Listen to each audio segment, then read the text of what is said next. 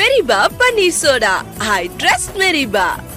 உண்மை பேசும் மக்கள் ஊடகம் SS நியூஸ் டிஜிட்டல் 24/7 கனெக்டட். இவங்க தான் டைரக்ட்னு சொல்லும்போது எனக்கு ரொம்ப பெருமையாச்சு. ஓகே பரவாயில்ல, ஏதோ நல்ல ஒரு விஷயம், பெரிய விஷயம் நடக்குது. நாங்கள் ஷூட் பண்ணதுக்கு ஆரம்பிச்சதுக்கு அப்புறம் தான் ஜிவி சார் உள்ள வேற. அது வந்ததுக்கு அப்புறம் அவ்வளோ தான். நீங்க சொல்லுங்க, ஏதாவது பிரேக்கப் இருக்கா உங்களுக்கு? இப்போ இருக்க ஜென்ரேஷன்ல மேக்கப் இல்லாம கூட வெளில வந்துருவாங்க. பிரேக்கப் இல்லாம யாரும் இருக்க மாட்டாங்க. நான் ரிலேஷன்ஷிப்ல இருந்தது இல்லைன்னு நினைக்கிறேன். உருட்டுகளில் பலவிதம், அதில் இது ஒரு விதம். அருமை.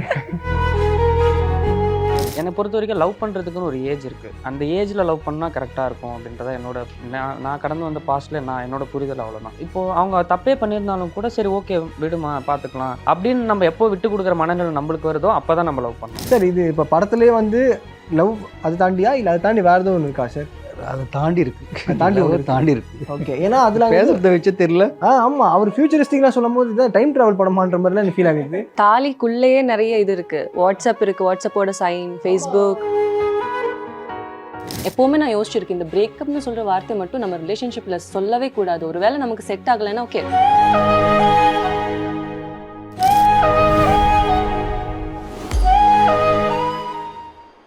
சார், இப்போ ரீசெண்ட் டைம்ஸில் செஸ்லாம் வந்து ஃபேமஸாக இருக்குன்னு சொல்லிட்டு இருக்காங்க. செஸ் விளையாடுறதுலாம் ஒரு பெரிய போட்டின்றாங்க. ஆனால் செல்லமையில் நீங்கள் பண்ண அந்த மொமெண்ட் இருக்குல்ல சார், செஸ்ஸு, ஐயோ என்ன சார் அது! நீங்கள் தோத்திங்கன்னா நீங்கள் சாக்ரிஃபைஸ் பண்ணும் அப்படின்னும் போது என்னென்ன மாதிரி விஷயங்கள்லாம் பண்ணிட்டீங்க? எப்படி சார் அது தோணுச்சு உங்களுக்கு? அது ஆக்சுவலி வந்து கொஞ்சம் நான் நிறைய படிக்கிறதுனால வந்து இது ஆக்சுவலி ஒரு இன்டர்நேஷ்னல் ஸ்டோரி. அது அப்படியா? ஓகே, நான் தான் எக்ஸ்பீரியன்ஸ் ஆச்சு சார் உங்களுக்கு ஏதோ. இல்லை அது மாதிரி அப்படின்னு சொல்ல முடியாது. பட் ஆக்சுவலி வந்து அது வந்து ஒரு இன்டர்நேஷ்னலில் வந்து டாப் 10 ஸ்டோரிஸில் அது ஒரு ஸ்டோரி. அது 2 பேரும் வந்து ஒரு கேர்ள் ஃப்ரெண்டும் பாய் ஃப்ரெண்டும் வந்து 2 பேரும் வந்து விளையாடும்போது செஸ் விளையாடும்போது வந்து இது மாதிரி ட்ரெஸ்ஸு இது பண்ணோம் அப்படின்னு சொல்கிற மாதிரி ஒரு எப்போ படித்த ஒரு ஸ்டோரி. அந்த ஸ்டோரி வந்து அப்படியே வந்து பண்ணும்போது வந்து ஸ்க்ரீன் ப்ளே பண்ணும்போது வந்து வந்துடுச்சு. ஸோ அப்படி தான் வந்து அது பர்டிகுலர் அந்த படத்தில் சரி இந்த ஒரு போர்ஷன் நல்லா இருக்கும், ஒரு ஹஸ்பண்ட் ஒய்ஃபு, ஓகே நல்லா இருக்கே, இது நம்ம ஒர்க் ஆகும் அப்படின்றது எப்படி சார்? இது ஆக்சுவலி வந்து ஸ்க்ரீன் ப்ளே எழுதும்போதே நம்மளுக்கு வந்துடுங்க. அது அந்த இடம் வந்துடும்.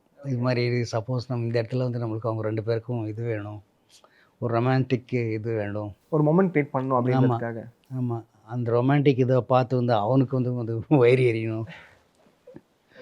ஸோ இது மாதிரி சில விஷயங்கள் எல்லாமே வந்து ஆட்டோமேட்டிக்காக அதுவாக வந்து விழுந்துடும். அப்புறம் அந்த கண்ணை மூடிட்டு சாப்பாடு ஊட்டி விட்டு அதை கண்டுபிடின்றீங்களே சார். சார் இது பீக் சார். இதெல்லாம் இப்போ நினச்சாலுமே இப்போ நிறையா சொல்கிறாங்க, அந்த ரொமான்டிக்காக வந்து வேறு மாதிரிலாம் காட்டுன்றாங்க.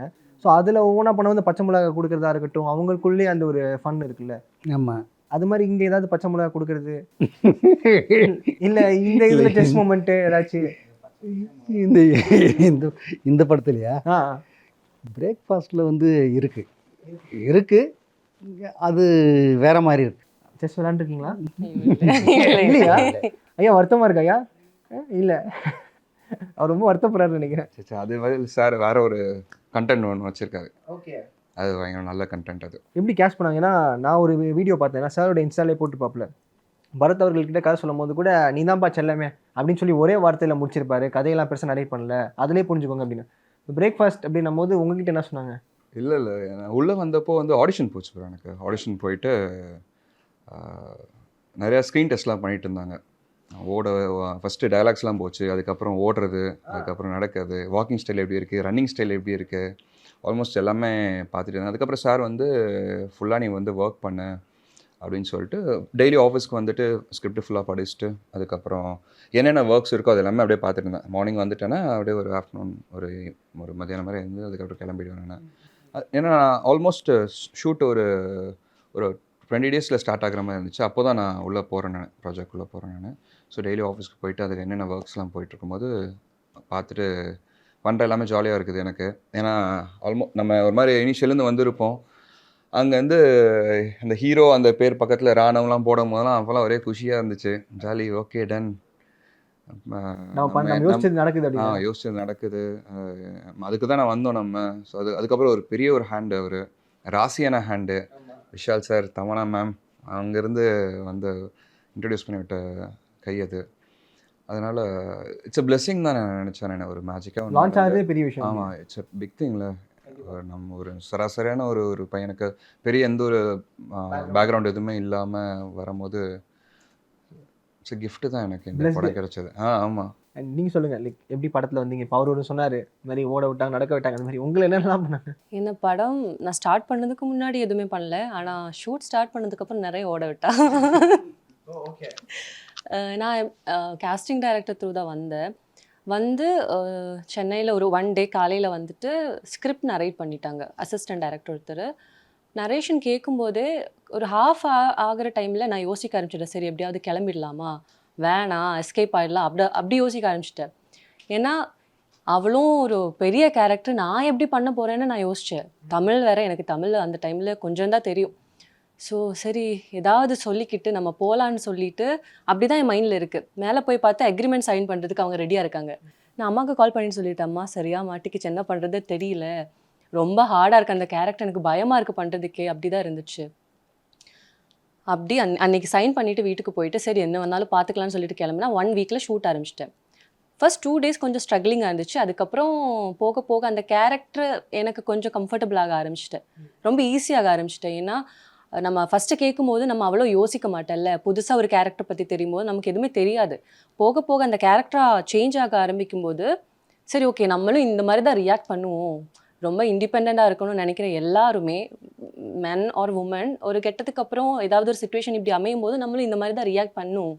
ஸோ அவ்வளோ பிரச்சனை இல்லை, பண்ணலாம், கொஞ்சம் ஸ்மூத்தாகவே பண்ணலாம், அப்படி தான் இப்போ வரைக்கும் அப்படியே வந்துட்டேன். ஓகே, கேஸ்டிங் பற்றி தெரிய வந்ததுக்கப்புறம் எப்படி இருந்துச்சு? லைக் ராணவ் அவர்கள் டீம். ராணவ் அந்த டைமில் எனக்கு தெரியாது, நியூ ஃபேஸ் அப்படி தான் தெரியும். ஆனால் அவங்க ரொம்ப கம்ஃபர்டபுள் ஒர்க் பண்ணுறதுக்கு.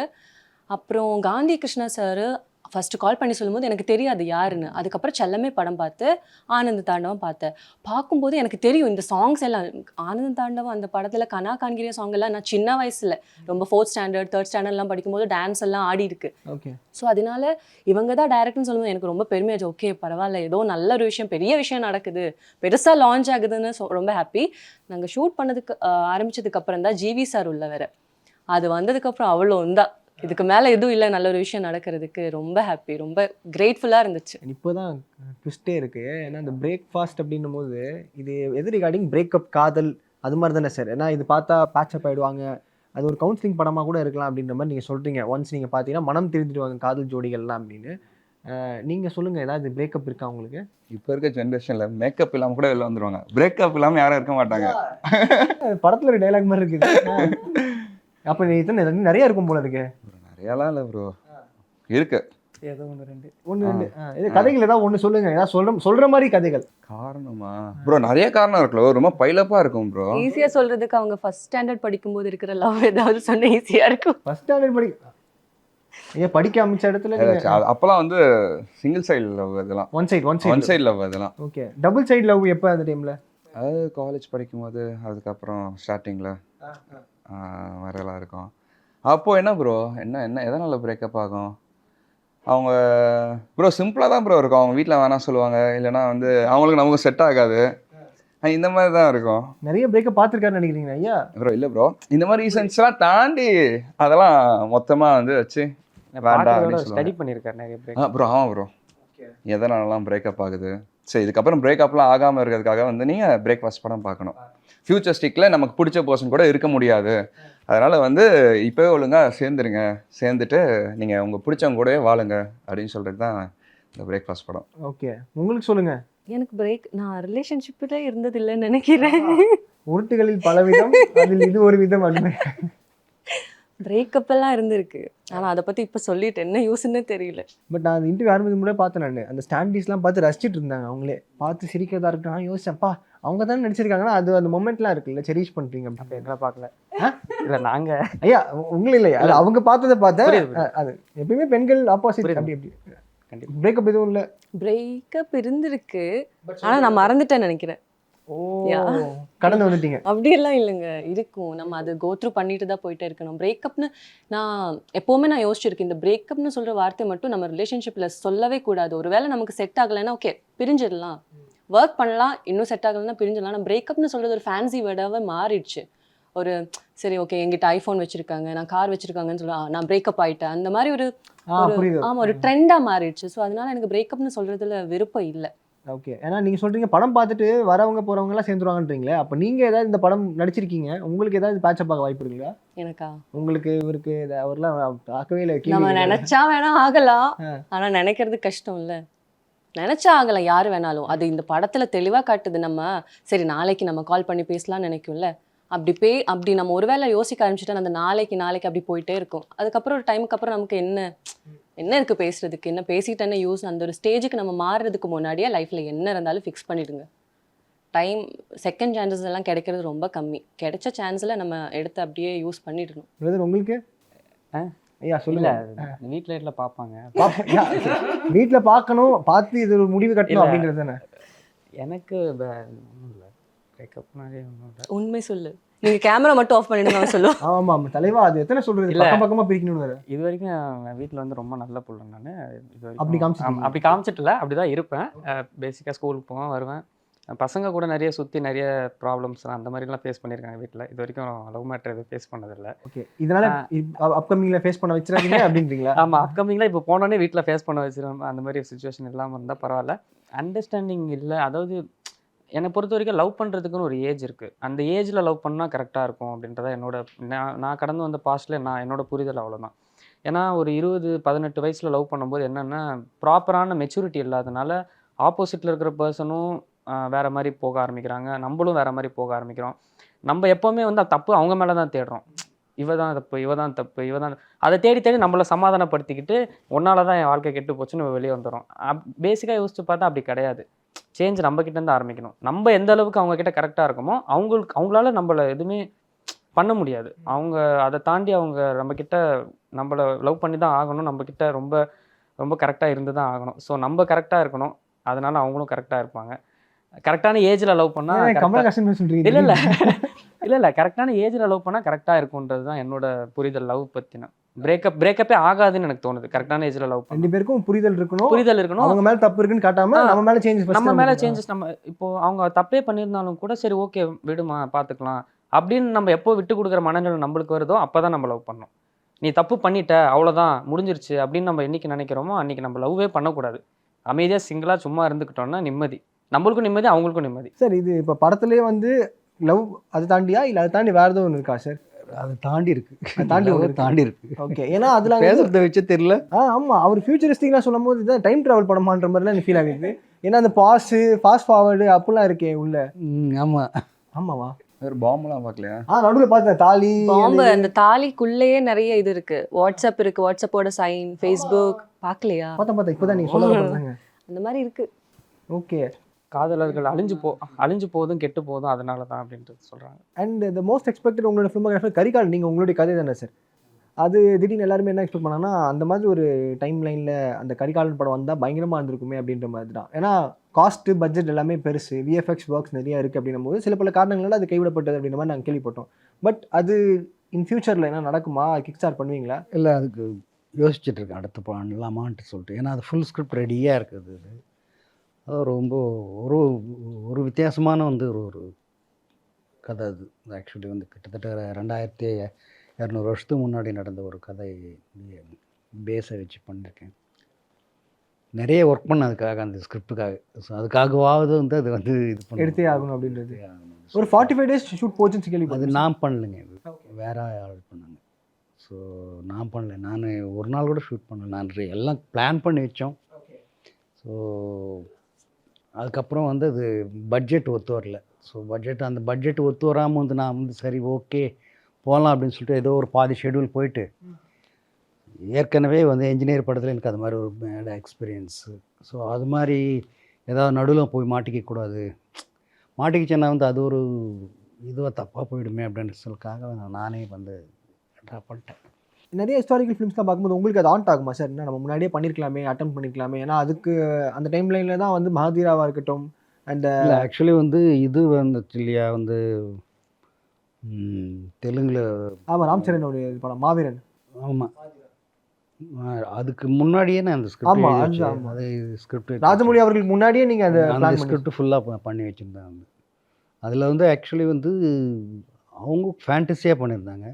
பட் இது வந்து ஒரு ரியாலிட்டி இருக்கும் அதில் வந்து, அந்த ஹிஸ்டாரிக்கல் ரியாலிட்டி கரெக்டாக இருக்கும் அதில். நான் அவ்வளோ புக்ஸு வந்து அதுக்கு அந்த அனலைஸ் பண்ணேன், நான் ரெஃபர் பண்ணேன் நான். ஸோ அதனால் வந்து அது வேறு மாதிரி தான் வந்திருக்கும். வரும். நம்ம சினிமாவில் நம்ம வரும்போது இவங்கள மாதிரி ஆகணும் அவங்கள மாதிரி ஆகணுன்ற ஒரு கட்டாயம் நம்மளுக்கு தோணும்ல. நம்ம ஒரு ஒரு ஒரு ஸ்ட்ரீம் லைன் செட் பண்ணி வச்சுருப்போம் இவங்கள மாதிரி ஆகணும்னு. யார் மாதிரி ஆகணும்னு நினச்சி வந்தீங்க சினிமாவுக்கு வரும்போது? ப்ரோ நம்மளோட எப்படி சொல்கிறது, நம்ம அவங்கள மாதிரி ஆகணும் வந்திருப்போம். ஆனால் நமக்கு ரொம்ப பிடிச்சவங்களோட இன்ஸ்பைரிங் வேர்ட்ஸ்லாம் தாண்டி நம்மள மாதிரியே வரணும்னு சொல்லிட்டு பயங்கரமாக ஒரு கான்ஃபிடென்ஸ் ஒன்று வந்திருக்கு. நான் என்னோடய பாத் வந்து நான் தான் சூஸ் பண்ணி அதுக்கான ஒரு பெரிய ஒரு இதை வந்து ராணவோட இது வந்து ராணுவோட ஜேர்னியில் ராணுவ தெரியணும் அப்படின்றது. ஆமாம், புரியல. ராணுவோட ஜேர்னியில் ராணுவ தான் பயங்கரமாக இருக்கணும். அவனோட இந்த இந்த கஷ்டத்தெல்லாம் தாண்டி இந்த படிக்கற்கள்லாம் தாண்டி வந்து அவன் ஒரு ஸ்டெப் ஒரு இடத்துல வருவான் தெரியுமா, அதை வந்து நானே உருவாக்கணும்னு தான் இருக்கிறேன் நான். ஓகே, இன்ஸ்பிரேஷன் இருப்பாங்களே எல்லாருமே யாரெல்லாம் ஹிட்டாக இருக்காங்களோ எல்லாருமே நமக்கு இன்ஸ்பிரேஷன் தான். ஏன்னா எல்லாருமே வந்து ஈஸியாக இங்கே எதுவுமே சர்வைங் பண்ணவே முடியாது சினிமாவில் பொறுத்த வரைக்கும். ஒரு ஸ்டெப்பையும் அவங்களுக்கான டிஃபிகல்ட்டிஸு ஒரு விதமாக ஒன்று வரும்.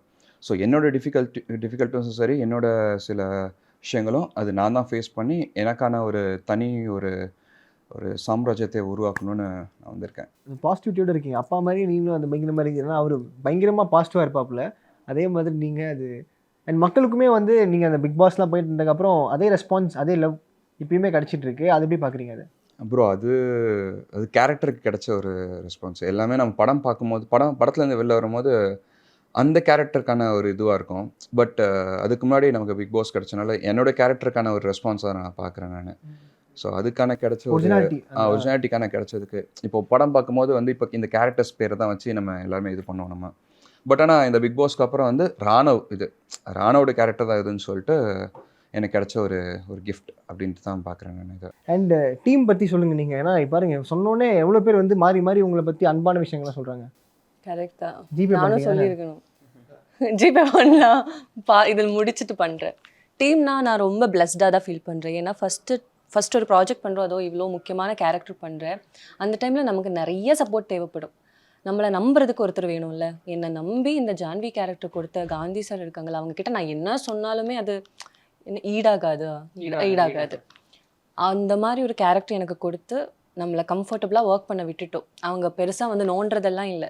ஒரு சீன் கொடுக்கும் இதுதான் சொல்லுவாங்க. எங்களுக்கு அந்த ஃப்ரீடம் கொடுத்ததுனால எல்லாருமே ரொம்ப கம்ஃபர்டபுளாக ஒர்க் பண்ணிட்டேன். அப்புறம் படம் ப்ராஜெக்ட்னா எப்போவுமே நம்ம கமிட் பண்ணுவோம், ஒர்க் முடிச்சுட்டு திருப்பி போயிடும். ஆனால் இங்கே அப்படி இல்லை. நாங்கள் ஒரு ஃபேமிலியாக ட்ராவல் பண்ணிக்கிட்டே இருக்கிறேன். அதனால எல்லாருமே இருந்துச்சு சப்போர்ட் பண்ணுறதுக்கு. தனியாக இருக்கிற மாதிரி எப்போவுமே ஃபீல் பண்ணதே இல்லை. ராணவ் கூட ஒர்க் பண்ணும்போதும் அப்படி.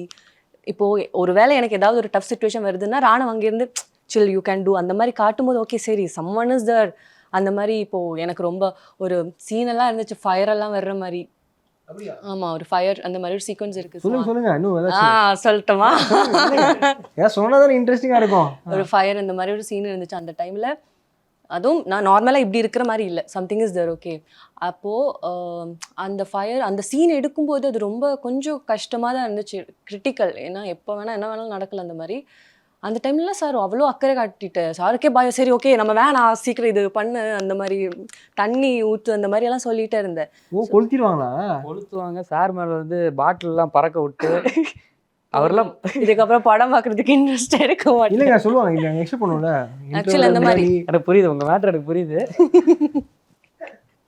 ஸோ அந்த மாதிரி சீன்ஸில் எல்லாமே அவங்க ரொம்ப ரொம்ப கேர் காட்டியிருக்காங்க. அதே மாதிரி டிஓபியாக இருக்கட்டும் எல்லாருமே ஒரு ஃபேமிலியாக ஒர்க் பண்ணியிருக்கு. ஸோ எனக்கு இங்கே யாரை பற்றியும் குறையெல்லாம் நான் என் கண்ணுக்கு தெரிஞ்சதே இல்லை. எல்லாருமே ஒரு பர்ஃபெக்ட் பர்சனாக என் கூட இருந்திருக்கு, சப்போர்ட் பண்ணியிருக்கு எல்லா இடத்துலையுமே. சூப்பர். தென் உங்களுக்கு பிரதர் இன்ஸ்பிரேஷன்? இல்லை, நான் இன்ஸ்பிரேஷன் சொல்ல போனால் சொன்ன மாதிரி நிறைய பேர் இருக்காங்க. என்னோட பல கோடி பேரோட இன்ஸ்பிரேஷன் யாரோ 2 பேர் எனக்கு. விஜய் சாரோட ரொம்ப பெரிய ஃபேன், அப்புறம் எஸ்டிஆர் சாரோட பெரிய ஃபேன்னு. அதான் அவங்கள பார்த்து சின்ன வயசுலேருந்து ஒரு மாதிரி ஊறி வளர்ந்துட்டேன். இந்த டைட்டிலுக்கான அர்த்தம் மட்டும் சொல்லுங்கள் சார். ரொம்ப நேரம் மண்டைக்குள்ள ஓடிட்டு பிரேக்ஃபாஸ்ட் என்ன சொல்கிறாங்க? பிரேக்ஃபாஸ்ட்டா? பிரேக்ஃபாஸ்ட். ஓ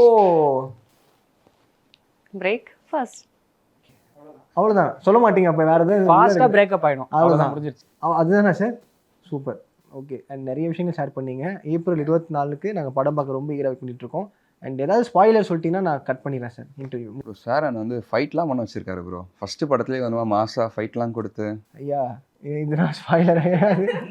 சண்டை போடுறதெல்லாம் நீங்கள் ப்ரோ ஆமாம் ப்ரோ இப்போ ஒரு மாதிரி ஃபைட்ஸ்லாம் அந்த மாதிரி இல்லை இதெல்லாம் நான் முன்னாடி கேட்ட மாதிரி தான் செல்லமேல செஸ் மாதிரி இதில் தான் இருக்கான்னு கேட்குறேன். செல்லமே செஸ் மாதிரி அவர் கேக்குறதே ஆமா. வேற உங்களுக்கு புரியுதா இருக்கு இல்லையா? இருக்கு இருக்கு நான் அவர் சொல்லட்டும். ஆரம்பத்துல பச்சை மிளகால தான் இருக்காரு, நீங்க ஏதாவது சொல்லுங்க. அந்த மாதிரி இருக்கு. நமக்கு இப்போ பேங்கோ நான் பேங்க்னு சொல்லாலே ஒரு மாதிரி பேங்க் தானே, பேங்க் வங்கி அங்க போயிட்டேன்னா நமக்கு என்னெல்லாம் கிடைக்கும், கேஷ், டிராஃப்ட், செக் கிடைக்கும்ல. ஸோ அங்க செஸ்னா இங்க இந்த பேங்க் சம்பந்தமா ஒரு விஷயம் இருக்கு, கியூட்டா இருக்கும். சார் சிரிக்கிறாரு, அவங்க ஒரு மாதிரி ரொமான்டிக்காக ஆடுறாரு. முத்தம் கொடுத்த மாயக்காரி அந்த மாதிரி ஒரு மேட். எப்படி நம்ம இதை இது செக்கு இதெல்லாம் கொடுத்தா தானே காசு கொடுப்பீங்க? இது இல்ல அது எதுவுமே கொடுக்காம அதை வச்சே கொடுப்பாங்க. அடடா சிறப்பாக இருக்கு போல இருக்கு. ஏதோ இருக்கு உள்ள, நாங்கள் படம் பார்க்கும்போது கனெக்ட் பண்ணிக்கிறோம். இந்த பேங்க் சீன் மட்டும் நாங்கள் மிஸ் பண்ண மாட்டோம் சார். ஸோ உங்கள் நேரத்துக்கு ரொம்ப நன்றி. Thanks thank you. மெரிபா பன்னீர் சோடா, ஐ ட்ரஸ்ட் மெரிபா. உண்மை பேசும் மக்கள் ஊடகம் SS நியூஸ் டிஜிட்டல் 24/7 கனெக்டட்.